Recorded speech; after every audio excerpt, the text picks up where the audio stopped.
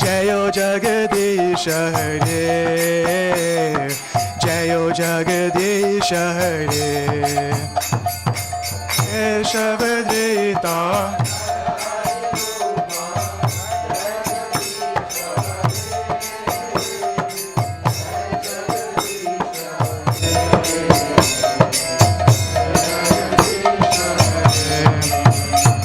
Jayo Narasimhadev, Jayo Narasimhadev, Jayo Narasimhadev, Jayo Narasimhadev, Jayo Narasimhadev, Jayo Narasimhadev, Jayo Narasimhadev, Jayo Narasimhadev, Jayo Prahlad Maharaj, Jayo Prahlad Maharaj, Jayo Prahlad Maharaj, Jayo Prahlad Maharaj.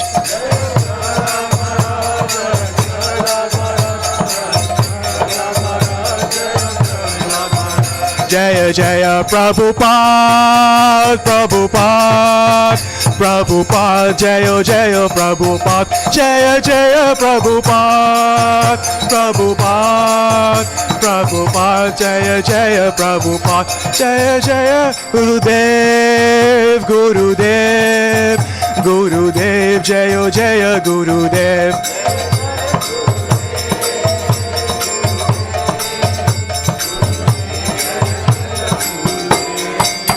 Nrsimhadev Bhagavan ki, Prahlad Maharaj ki, Srila Prabhupada ki, Gaura Pramanande Hari Bol.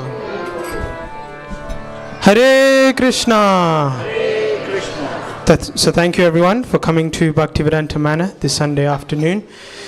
I can tell you're all very intelligent because you could have had 1,001 places to go to on a Sunday afternoon, but you all made the choice to come to Bhaktivedanta Manor. Bhaktivedanta Manor Dham ki. So there is currently prasadam being served in the Haveli, so please do go and take some. But here at the Manor we have something for everyone. Food for the body, but also food for the soul. So please do stick around as we'll be having an amazing class on the Bhagavad Gita by one of our resident monks here, His Grace Panchatattva Prabhu. He's been a monk for about a couple of years and has incredible wisdom and has deeply studied the ancient Vedic literature. So please do stick around to hear some amazing wisdom from him. Otherwise, hope to see you all next week. Hare Krishna! Hare Krishna!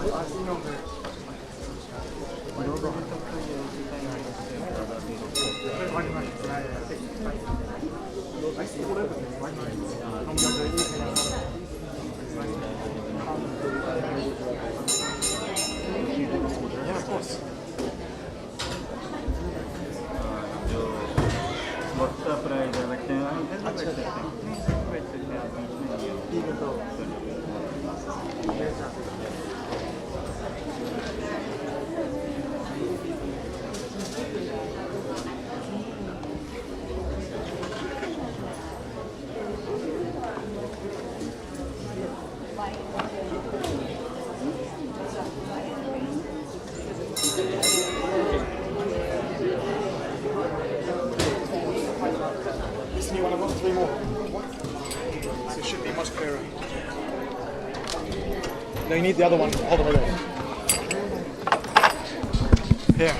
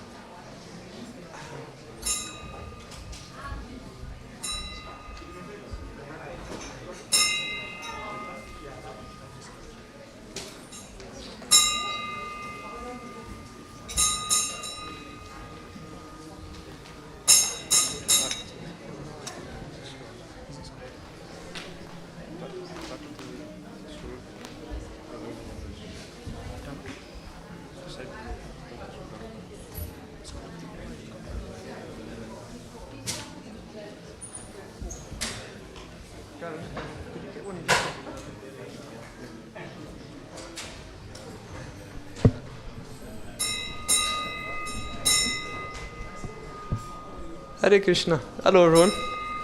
Welcome to Bhaktivedanta Manor. So now we're going to have one class on the Bhagavad Gita. So just kindly requesting, if you feel comfortable, you can sit along this way so I can see your faces. It's nicer this way. If anyone needs some chairs, there's chairs at the back. Don't feel you need to sit cross-legged if cross-legged is too painful. So as always, before we begin Bhagavad Gita, we sing one beautiful bhajan called Jaya Radha Madhava. If you know the words, please join in.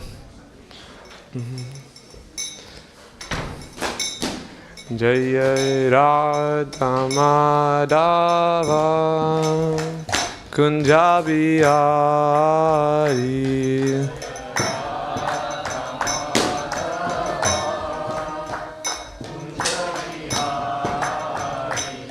Jaya Radha Madhava Kunja Bihari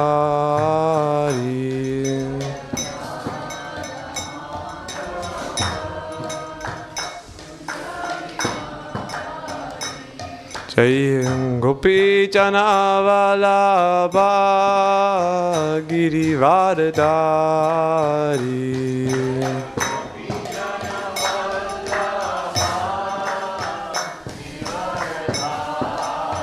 Jai Gopi Jana Vallabha Girivardhari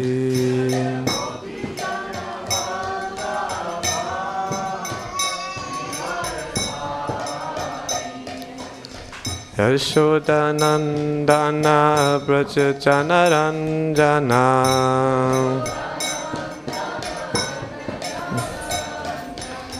Yashoda Nandana Braja Janaranjana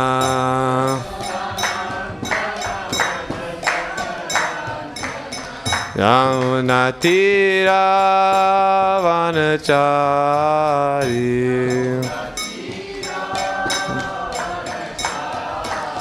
Yamuna Tira Vanachari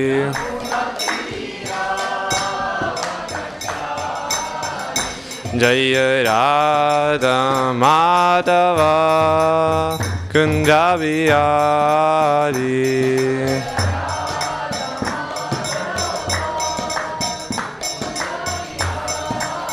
Jaya Radha Madhava Kunja Bihari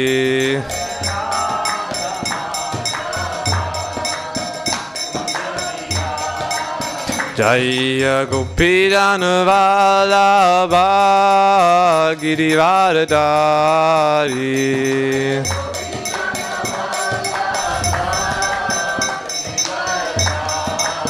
Jaya Gopi Jana Vallabha Girivardhari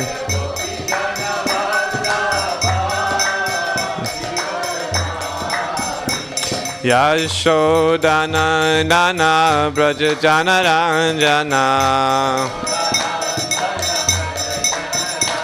Yashoda Nandana Braja Janaranjana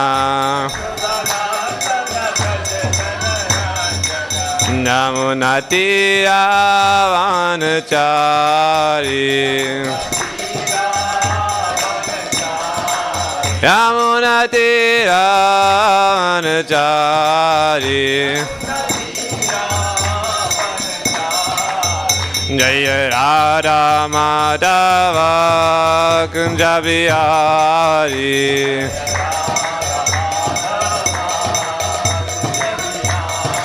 Jaya Shri Krishna Chaitanya Prabhu Nityananda Shri Adita Gadadhar Srivasadi Gaur Bhaktivinoda Krishna Chaitanya Prabhu Nityananda Shri Advaita Gadadhar Shiva Sari Gaura Bhakta. Hare Krishna, Krishna Krishna, Hare Hare, Hare Rama, Rama Rama, Hare Hare. Hare Krishna, Krishna Krishna, Hare Hare, Hare Rama, Rama Rama, Hare Hare. Hare Krishna, Krishna Krishna, Hare Hare, Hare Rama, Rama Rama, Hare Hare.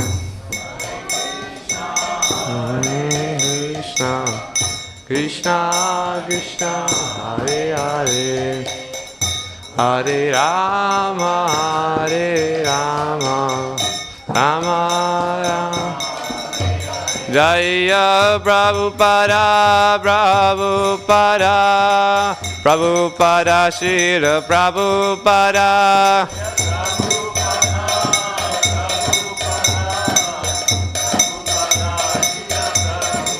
Prabhupada, Prabhupada, Prabhupada, Jai Jai Prabhupada.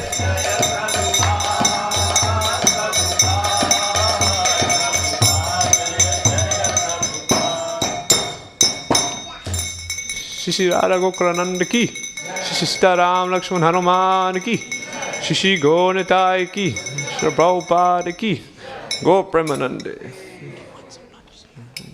That's okay. Hare Krishna. So before we begin reciting any sacred text, we invoke the blessings of the author. Anyone know who's the author?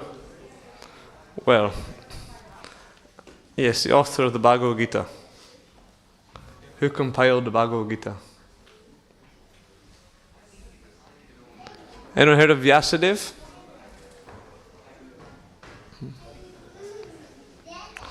So you always get the blessings of Vyasadeva, the blessings of all the superiors. These texts are very sacred. So one mantra we chant, you can repeat after me. Om Namo Bhagavate Vasudevaya.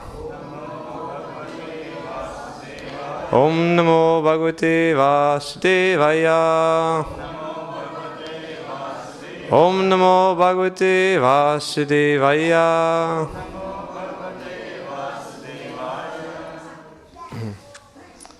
And before beginning, we are very gracefully in the presence of His Holiness Bhakti Swarup Govinda Maharaj. So very much seeking the blessings of His Holiness. I am in no way qualified to be here, but I, as our dear friend Ananda Vigraha Prabhu always says, may I be the first listener in this class. So you may think that you're there and I'm the one speaking, but actually I'm the one who's supposed to be listening here. If you get anything that's of benefit in this class, then that's an added bonus. But hopefully something can go into my heart, because yeah, if you could see what was in my heart, you realize I need the most help. So who here has studied the Bhagavad Gita before? Okay, some people. And who's not studied it before? Okay. You come to the right class, because today we're starting at verse number 1. Chapter number 1, verse number 1. So, don't worry, we're not throwing you in halfway through. So we have the Sanskrit on the board here. So first, we'll recite the verse collectively. I'll do one line, and then you can respond. And any brave souls who want to try, they can also recite the verse as well. So please respond after me. Dhritarashtra Vacha Dharma Kshetra Kurukshetre Samaveta Yutsavaha Mamaka Pandavaschaiva Kimma Kurvata Sanjaya Dharma Kshetre Kurukshetre Samaveta Yutsavaha Mamaka Pandavaschaiva Kim Akurvata Sanjaya. Very good. Anyone would like to try?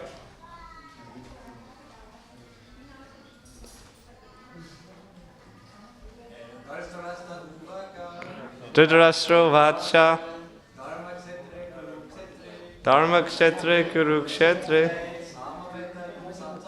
Samaveta Yutsavaha Mamaka Pandavaschaiva Kim Akurvata Sanjaya. Dhritarashtra Vacha Dharma Kshetre Kurukshetre Samaveta Yutsavaha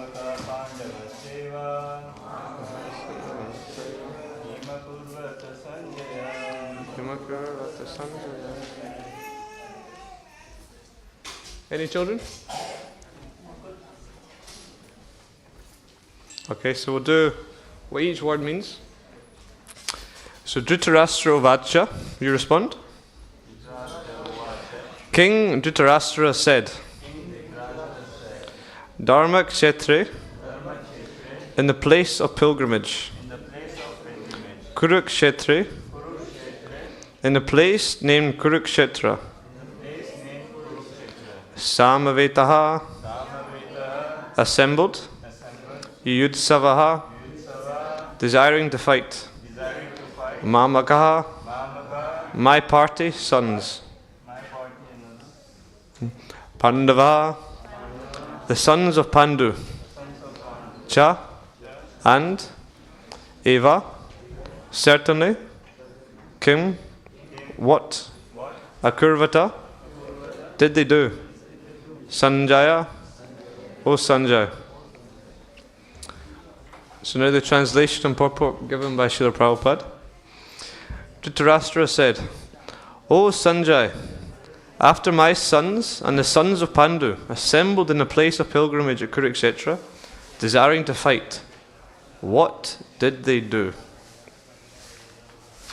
And then we have the purport commentary given by Srila Prabhupada. So the purport is about a page and a half. So, Bhagavad Gita is a widely read theistic science summarized in the Gita Mahatmya, glorification of the Gita. There it says that one should read Bhagavad Gita very scrutinizingly with the help of a person who is a devotee of Krishna and try to understand it without personally motivated interpretations. It's a very, very important sentence.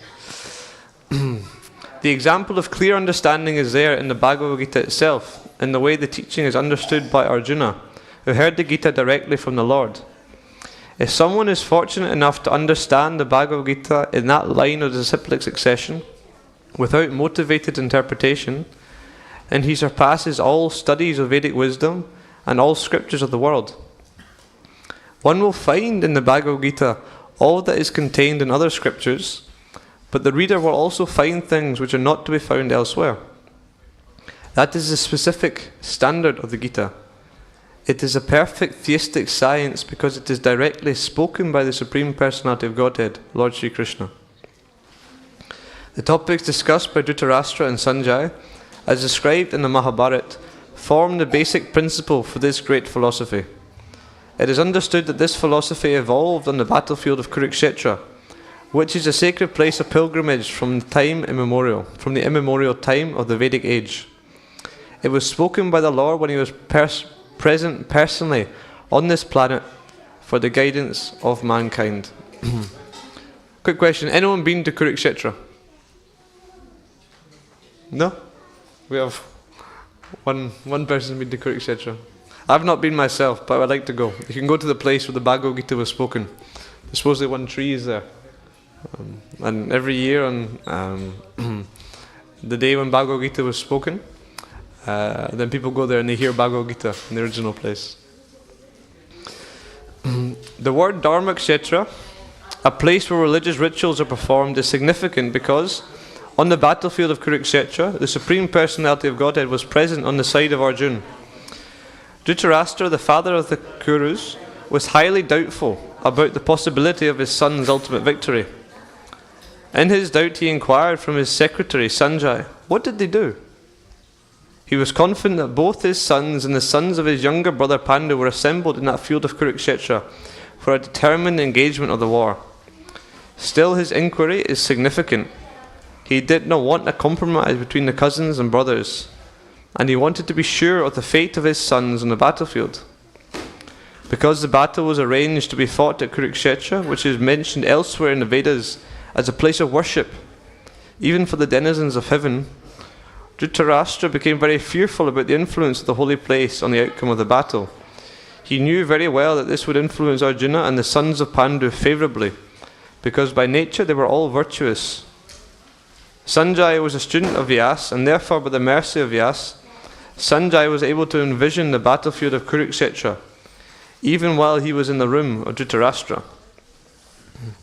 See, like nowadays, people, they can go into Zoom, and they can pretend to be in the office, although they're not in the office. So before that, they had different ways of being engaged. So Dhritarashtra, he was blind, and he was not on the battlefield. He was elsewhere in his palace, but his secretary Sanjay had mystical potency, whereby he could see directly what was happening. So Dhritarashtra is asking him, so tell me what's happening, and Sanjay is explaining. And so Dhritarashtra asked him about the situation on the battlefield. Both the Pandavas and the sons of Dhritarashtra belong to the same family, but Dhritarashtra's mind is disclosed herein. He deliberately claimed only his sons as Kurus, and he separated the sons of Pandu from the family heritage. One can thus understand the specific position of Dhritarashtra in his relationship with his nephews, the sons of Pandu.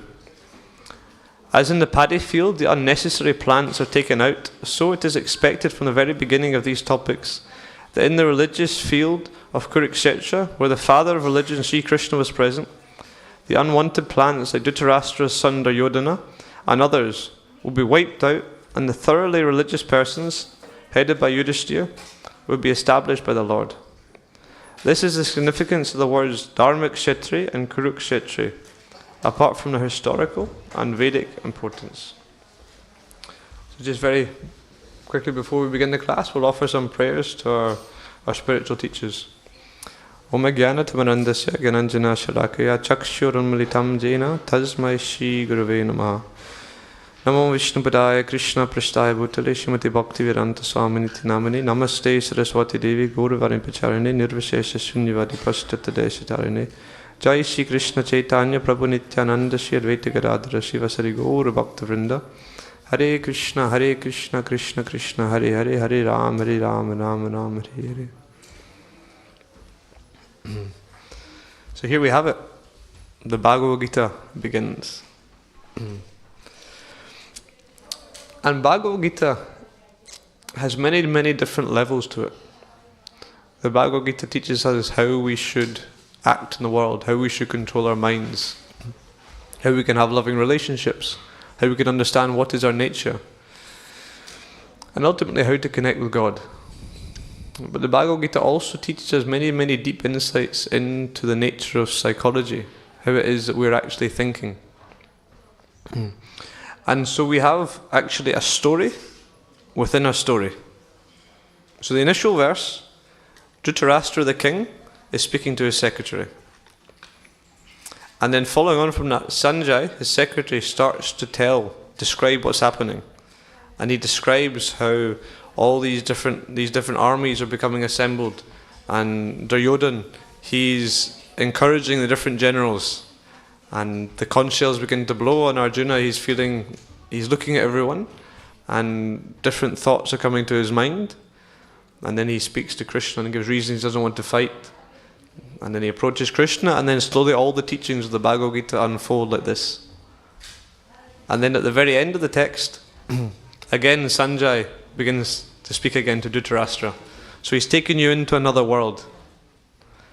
And then we come back out again. So I thought today what might be very interesting to look at is the difference between the mentality of Dhritarashtra and the mentality of Sanjay. Because Dhritarashtra, he is one who is both materially blind and spiritually blind. Spiritually blind because he is still caught up in this conception that somehow he's going to make a perfect situation in this world. So Dhritarashtra, from a young age, he's always had a grudge, a chip on his shoulder, you can say. So Dhritarashtra, he's actually, you could say he should have been king. He was the elder brother, but because he was blind, he wasn't qualified to be king. Because nowadays our leaders may sit behind an office and just direct people, but previously the king would be the one leading in any sort of battle. He'd have to be a warrior. And if you're blind, there are some exceptions, but it's generally more difficult to shoot arrows, etc. So he wasn't qualified to be the king. And his younger brother Pandu took over as king. And all the while, that grudge and that resentment is sitting in Dhritarashtra's heart, eating away at him. And then as the situation unfolds, then Pandu, he has 5 sons. But for certain reasons, in Pandu, he passes away whilst his sons are still very young. So these 5 sons of Pandu are known, what are they known as? Anyone know? The sons of Pandu? Pandavas. Okay? And this is a quick fire round. Who can name all the Pandavas? Shout out please. Just name. Yudhishthira? Bhima? Arjuna? Nakul? Full marks. Very nice. So these 5 sons.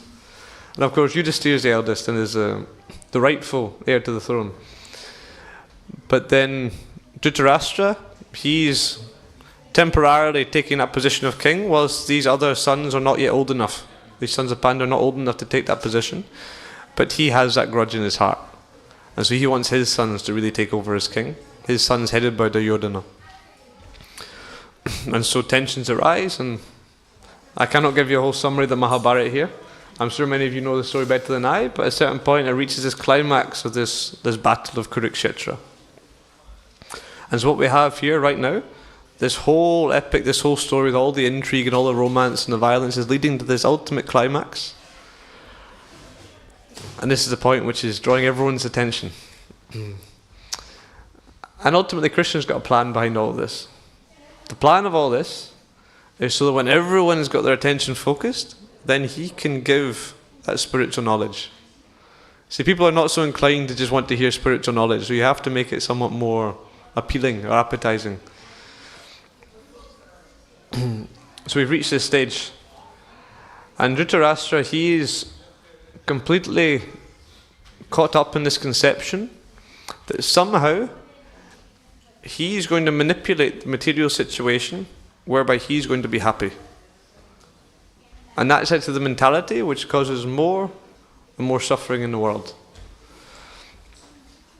And so he's inquiring from Sanjay, what's happening? And he's nervous, because he's thinking, there's a chance the Pandavas may win. And so I wanted to fast forward to the very, very last text in the Bhagavad Gita.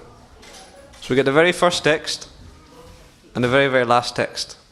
So after Sanjay has explained all about the armies that are there, after the whole conversation between Krishna and Arjuna is taking place, all these different levels of yoga, how Krishna has repeated to Arjuna this real essence of the Bhagavad Gita, how you should always think of Krishna, become a devotee of Krishna, worship Krishna, offer your homage to Krishna.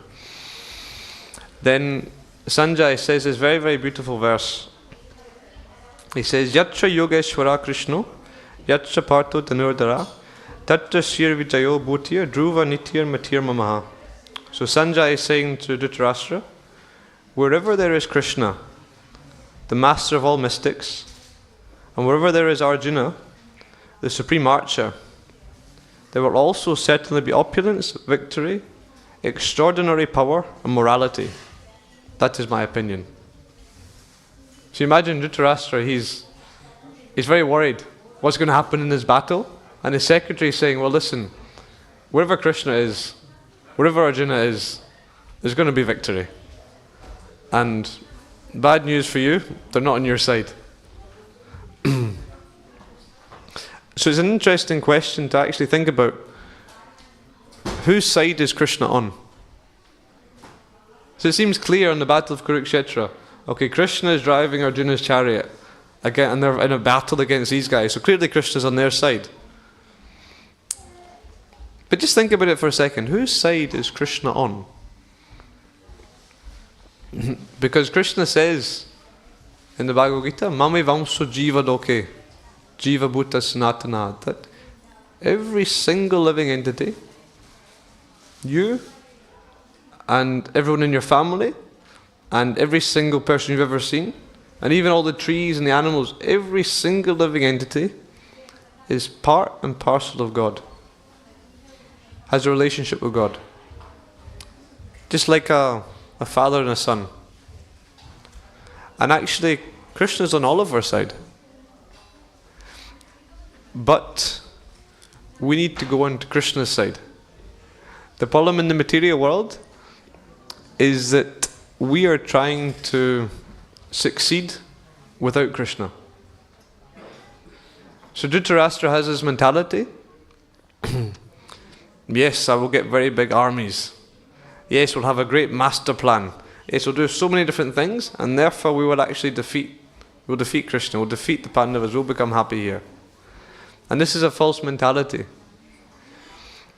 But if we can realize actually Krishna is in control of everything, and if I can become aligned with the desire of Krishna, then success is assured.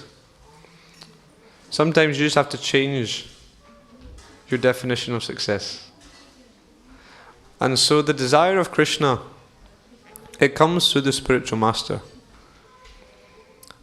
We can't, in the position we are right now, we've got so many different material desires and thoughts, and we're not always so focused on God. We can't just artificially understand the desire of Krishna. But we can come in contact with a representative of Krishna, one who has completely surrendered to Krishna's desire, and then we can follow their instructions.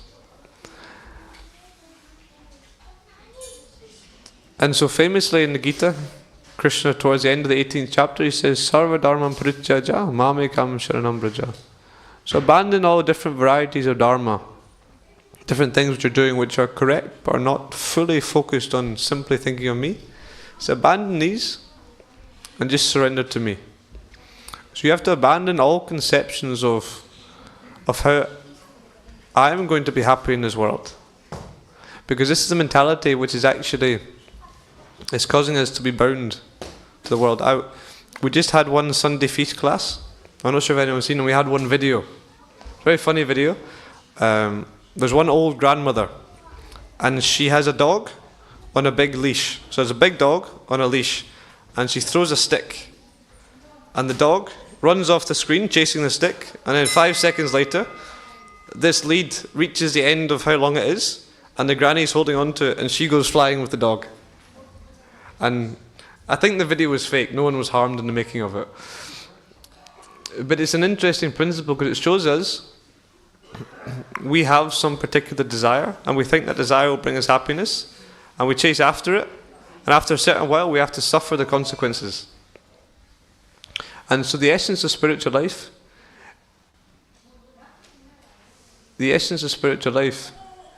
is simply understanding that if we can dovetail our desires with Krishna, if we can fully surrender this idea of something for me, something for God. Some people, they don't believe in God at all. Many people, they've got some conception of God, but usually we only go to God when we have some difficulty.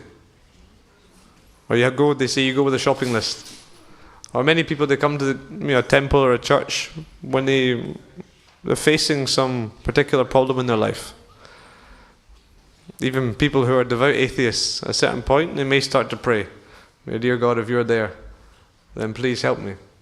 So this is good, this is nice, but it is not what Krishna actually wants. It's not what melts Krishna's heart. What melts Krishna's heart is when you come to God without any agenda, saying, please, how may I serve you? Please engage me in your service. And this should be the meaning when we chant. When we chant Hare Krishna, the meaning of this chant is that, please, Krishna, I am yours. I want to be somehow to offer some pleasure to you, to somehow serve you. I have no qualification. All I can do is beg. And so famously, Lord Chaitanya said, Trunadapi Sunichina, Tarorapi Seshana, Amanida Manadina, Kirtanya Siddhahari. That to actually chanting is not a matter of waking up super early and telling yourself, okay, I'm going to chant 64 rounds today, I'm going to chant 196 rounds, I'm going to do so much austerity, I'm going to fast for 5 days. These things are not going to win Krishna's heart. What wins Krishna's heart, Trunadapi Sunichina, when you actually feel yourself completely, you realize that you're lower than a blade of grass, you're tiny. But somehow or other I want to serve you. And this humility actually conquers Krishna's heart. There's a story when Rupa and Sanatana Goswami, before they were Rupa and Sanatana Goswami, they were involved in the government ministry, and they went to see Lord Chaitanya. And they had such deep humility. They saw themselves as completely unworthy. Although they were such exalted personalities, completely absorbed in thoughts of Krishna, they had such deep humility that Lord Chaitanya would say to them, please stop your humility, it's breaking my heart. And so this is actually the secret. You imagine anyone comes to you. It could be a child, or it could be a friend, or anyone could come to you and they start asking for something. Or even they want to do something nice for you. They want to serve you, whatever it is. You have to think, what would actually that person have to do to completely melt my heart? Now you think about some time in your life when your heart has actually been melted. When someone has done something for you which has touched you in such a deep way that you just feel that you want to give back to this person. When you give, and you want to give, and you want to give. And actually the relationship with God is no different from that. We're trying to get to that stage where we can conquer Krishna. Where actually we can attract Krishna with our love. That, ultimately Krishna will think of us. And therefore Krishna consciousness is a lifelong endeavor. It's an offering. You look at your life, we see I'm here for perhaps this many years, who knows how long it will be, but what can I offer to Krishna? There's something maybe meager or menial, but still I have to offer something in order to attract. And so this is the direct opposite of the mentality of Dhritarashtra. Dhritarashtra is seeing simply this place. How can I find a perfect, happy situation here?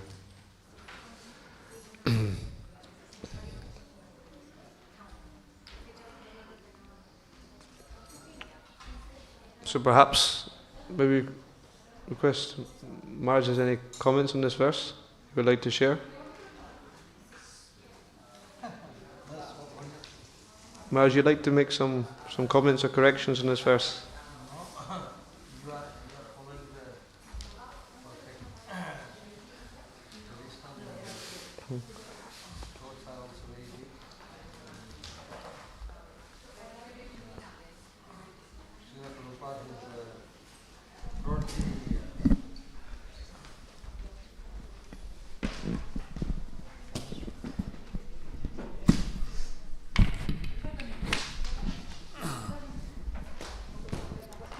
Our Prabhu is genuinely humble. And so he has received the message of Bhagavad Gita very wonderfully. And so the setup, the Bhagavad Gita is how to enlighten the conditioned souls. No? And Sanjay is becoming the agent to pass on the message of conversation between Krishna and Arjuna. And beneficiary is supposed to be Dhritarashtra, correct? We may look down upon or think not so wonderfully about Dhritarashtra, but the target is Dhritarashtra. So how much Dhritarashtra is within us also, So it's the beautiful point which Prabhu brought, that Krishna is on my side, but Krishna is on everybody's side, correct? And one takes it for granted. But to realize that Krishna is on my side, one has to be on Krishna's side. So what it means to be on Krishna's side, would we be allowed to be on Krishna's side if we don't follow what, if I want to be on your side, would you allow me to be on your side if I am not conducive, or if I am not favorable to you? So to be on Krishna's side is the real test, it's a real struggle, and that's the transfer from conditioned state to the liberated stage. When one really wants to be on Krishna's side, then we show our readiness to anything. That's why Krishna says, Sarva Dharman Parityajya. You really want to be on my side? We really have that much confidence in us, in Krishna, that by being on his side, we will benefit ultimately the most. So this is the message of Bhagavad Gita. Bhagavad Gita is educating all of us about the glory of those who are on Krishna's side. So Pandavas are on Krishna's side.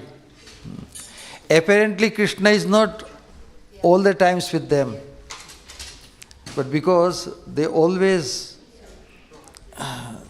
feel their subservience and dependence on Krishna, that makes them on Krishna's side all the times. And Krishna has accepted it.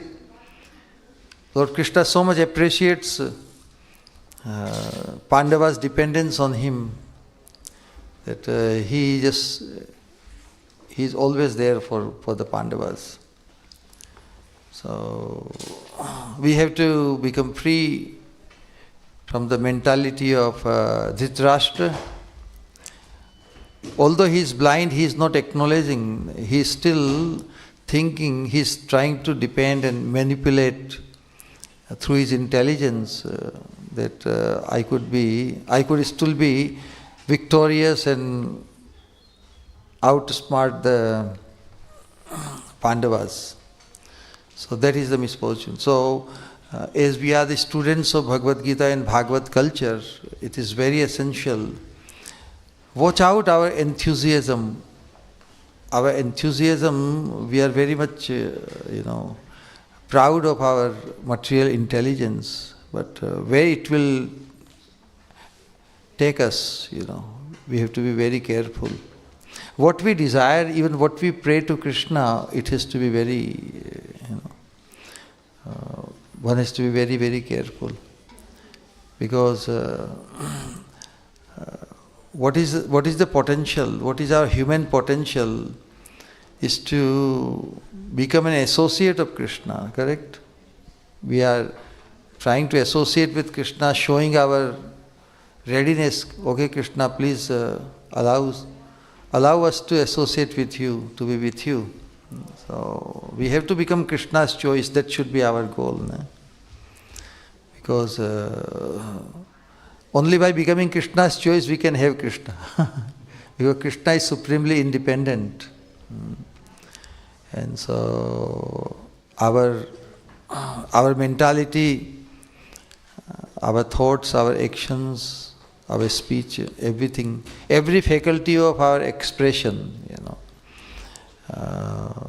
we have to be very carefully because Krishna is watching us. Is Krishna watching us? Is Krishna hearing our mind? Nobody else may hear my mind, but Krishna is hearing. So we can hide away from Krishna. We have to be totally, purely sincere, duplicity free to impress Krishna. So from pure devotees who are fully surrendered like Pandavas are, Srila Prabhupada has brought us the parampara, whole lineage of fully surrendered souls. So if we associate and if we idealize their ideal, then we have the potential to become a pure devotee. And that is becoming fully blessed, If we associate with the pure devotees and imbibe their ideal, we have as a human being. So we must take very seriously our human potential. Each one of us has the potential to become a pure devotee. And the slot is open for every one of us. Everybody is potentially a would-be gold medalist. Srila Prabhupada has opened this opportunity all over the world. But we truly want to become a pure devotee, or we want to make some deal with Krishna, But if one wants to become a pure devotee, then and the highest thing achievable, then full surrender can be the most joyful thing to do. So we should not minimize. We must not target anything less than the best. Our target must be only that I want to become a pure devotee. Then I would not compete with anyone. I don't want to be like anyone else. Within the external world, or even in the commune with the devotees, we don't aspire to be like someone or some position or anything. We only must aspire only to become a pure devotee. Then we will have conflict with no one.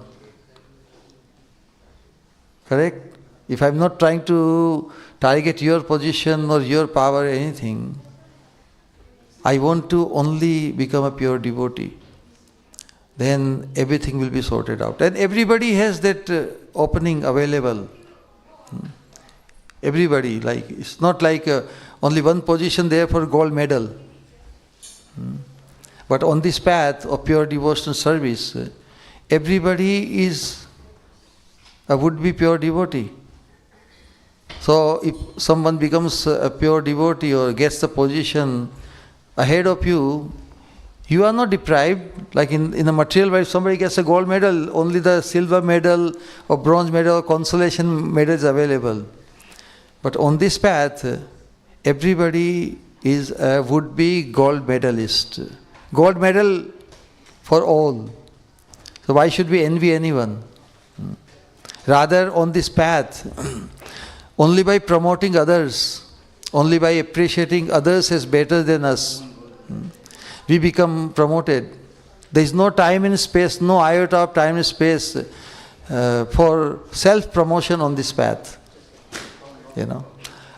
Like in the material world, everybody is trying to become promoted, get promotion.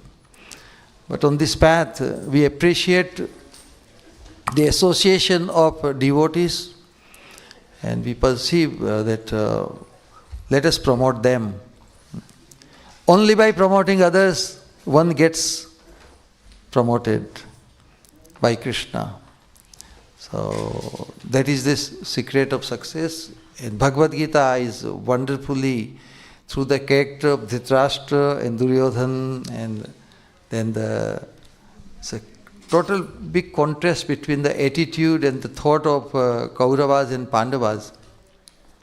So we have to become free from the mentality of Kauravas and become situated in the mentality of the Pandavas. Then Krishna is, so if we are on the side of Pandavas, definitely we are on the, Krishna is on our side. Hare Krishna.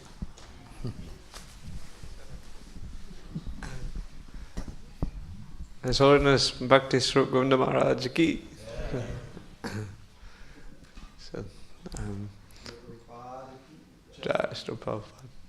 perhaps if anyone has any comments or questions for Maharaj, if they would like to take up yeses. I think we can ask questions with Prabhu. Anyway, question is always welcome. We have a much more qualified speaker here. I think perhaps Our qualification is only our purity and the attitude. please. No, it's fine. Any question is welcome. You can. Anyone has any question? Maybe can I ask one question, Maharaj? Can I ask you one question?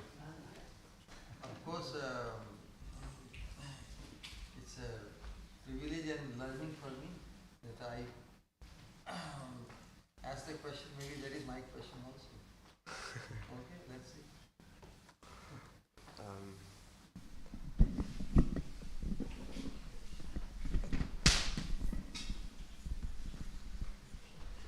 Maharaj, in spiritual life, we reach a certain point where we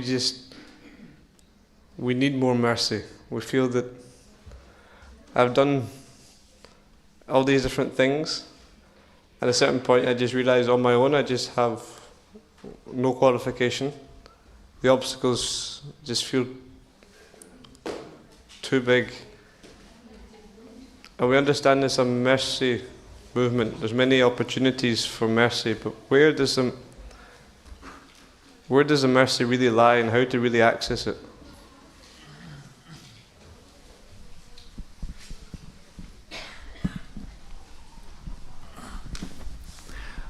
Mercy is the most beautiful thing to hanker after, you know. Why we seek mercy? Because through our own endeavor alone, we feel aksham or incapacitated. Mercy is the only most unqualified thing. If you get anything through your qualification, you don't care for mercy. Correct? So mercy is sought to accomplish something which is very difficult. Sudurlabham.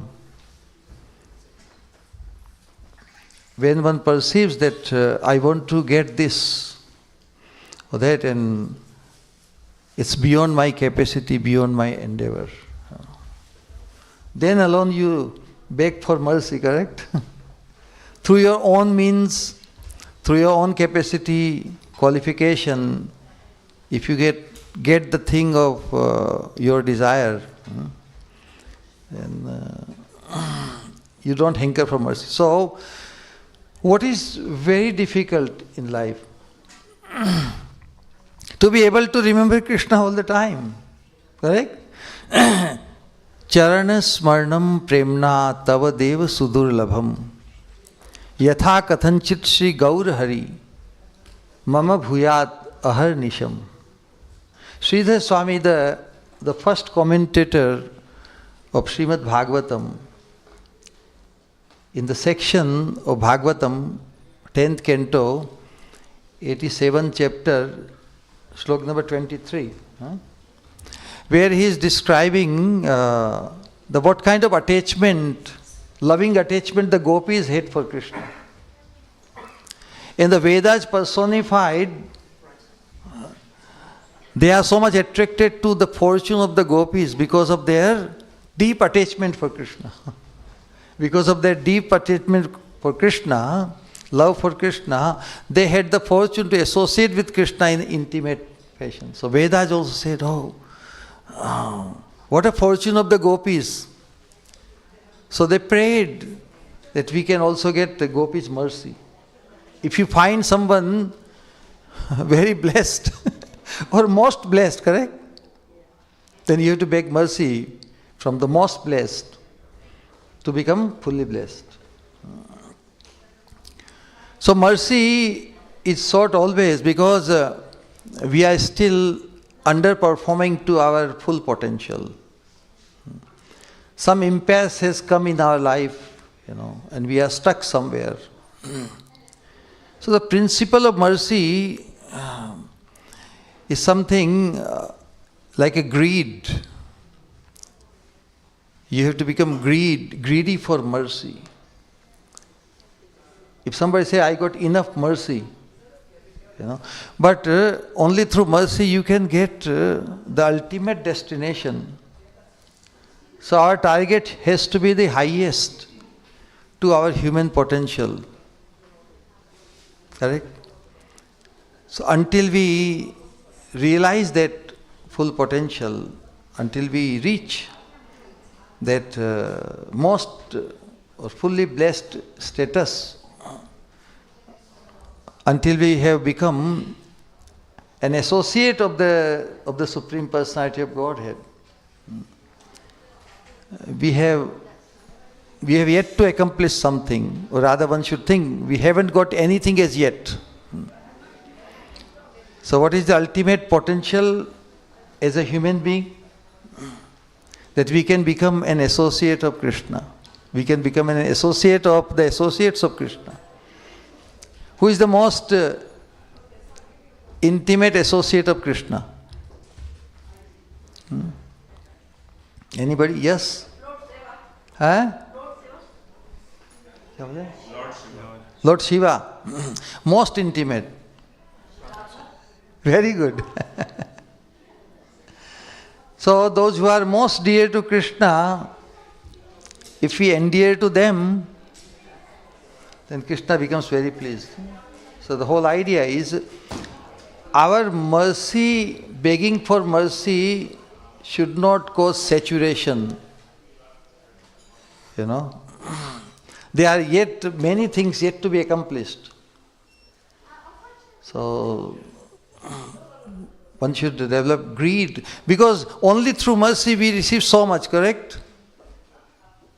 And if we settle, okay, we got enough mercy, then we are no more hankering for the ultimate mercy. And what is ultimate mercy? To become confidential, to join the inner circle of Krishna. So one should always hanker for more. In India, when we used to travel, then ye dil mange, oh, you know it. So if you think, oh, we got enough, we don't need any, then the life becomes casual. But the path of pure devotional service is like ever increasing joy. Anandam buddhi vardhanam. It is never static. No matter however great status or level of Krishna consciousness one has achieved, and if he becomes static, oh, now I got everything, I don't move, I've reached just... it is not like, it is ever ecstatic. So the sutra of Krishna consciousness is static ma. Don't become static at any stage of your advancement or knowledge or whatever. Ecstatic bhava, we have to remain ever progressive. So ours is not the path of perfectionists. Oh, I have become perfect, now I don't need any more progress. Ours is a path of excellencists. We have to keep excelling, keep excelling. Like Mother Yashoda. Does she become tired? I have pleased Krishna enough. I have attained perfection of serving Krishna. I retire from it. No. The more Krishna becomes pleased by her service and her attitude,